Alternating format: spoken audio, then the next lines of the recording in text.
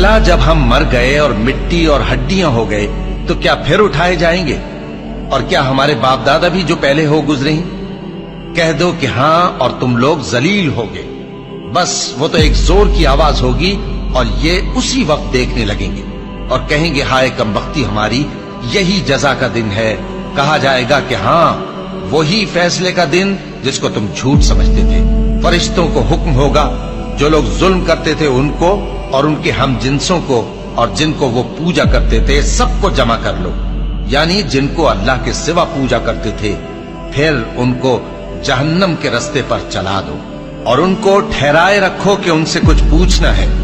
तुमको क्या हुआ कि एक दूसरे की मदद नहीं करते?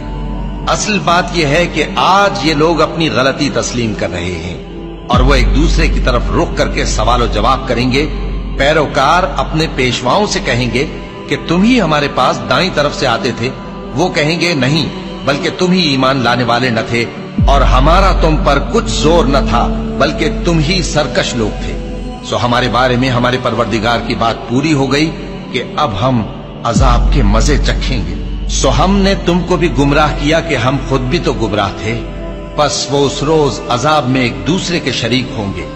हम गुनाहगारों के साथ ऐसा ही किया करते हैं।